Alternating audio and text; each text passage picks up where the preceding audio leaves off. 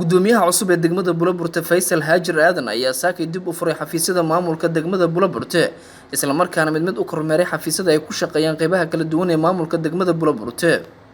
sidoo kale gudoomiye Faysal ayaa booqday xafiiska duqa degmada oo ku yaala xarunta dawladda hoose oo saas ugu fogeen xafiisyada cusub ee dhawaan loo dhisay maamulka degmada Buloburte waxaana ku soo dhaweeyay duqa degmada Maxamed Sheekh Sharaawe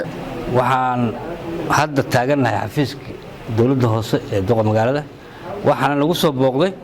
oo maanta loo yimid noogu horeeyo gudoomiyaha degmada Buloburte Faysal Haajir Aadan waan soo dhaweynaa gudoomiyaha xafiiska dawladda hoose waa xafiiskiisii waa xafiis hoos yimaada asaga waa xafiiska degmada Faysal Haajir Aadan gudoomiyaha degmada Buloburte ayaa kaga mahadceliyay duqa degmada soo dhaweynta sharafta leh iyo waliba hawsha adag oo xafiiskiisa u haya bulshada degmada Buloburte marka hore waa mahadsanyahay duqa degmada sida sharafta leh oo xafiiskiisa nagu soo dhaweeyay oo ka ajiibnay soo dhaweyntaada marka labaad waxaan rajaynaynaa insha Allah taala hawlihii shaqadii iyo systemkii inay noo bilaaban doonaan laga bilaabo maanta iyo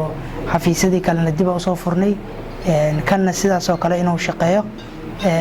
dawladda hoosena waxaan rajaynayaa insha Allah taala maalmaha soo socda shaqadoodii iyo waajibaadkii loo igmaday ee degmada ka sugayeen insha Allah inay idin heli doono aanan isku xisaabtami doono shaqada iyo siday u socoto baidnillaahi kariim bulshada kaalin weyn ugu haysiin kaalin muglaha ku jirtiin bal kaalintiina adikana insha Allah taala iyo systemkeeda sidaan ku wada balanay waa idin ka rajaynaynaa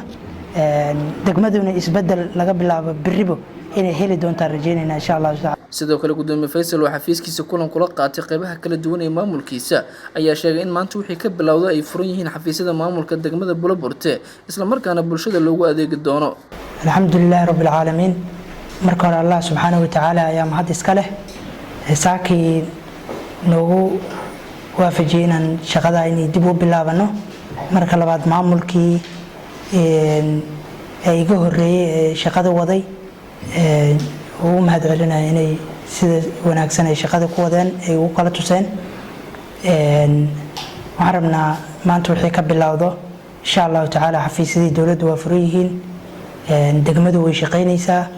dawladdii hoose way shaqaynaysaa nidaamkii dawladnimada iyo kala dambeynta way soo laabatay bulshada waxaan ku baaqaynaa intii sabreen aad iyo aad ugu mahad celinaynaa sabarkoodii iyo dulqaadkoodii waxaan baaq u jeedinaynaa haddii alla idmeynay baahiyadii ay qabaan inay xafiisyada dib u furan yihiin inay soo booqo karaan inay waqtigay rabaan inay imaan karaan hay'adaha ayaguna nagala qayb qaadan jiray dib u dhiska degmada iyo soo nooleynta degmada ayagana aad iyo aad ugu mahad celinaynaa xafiiska waa furan yahay cid walba oo degmadan wax u qabanayso ee wax ku soo kordhinayso waxaan nahay diyaar welcome aniga iyo maamulkii wada jira shaqadina way noo bilaabatay insha Allah taala wixii hadda ka dambeeyo wada jir iyo waxaan ku socon doonaa iyo khilaaf la'aan marka waana mahadsantiin ugu dambeyn gudoomiyaha degmada Buloburte Faysal Haajir Aadan oo socdaal inayn ku marayay qaar ka mid ah wadooyinka waaweyn ee degmada Buloburte ayaa salaan la dhax qaaday bulshada qaybaheeda kala duwan ee ku sugan degmada Buloburte gaar ahaan goobaha lagu shaaxo Cabsalan Maxamed Ibrahim Cabsalan Habi RTN TV Buloburte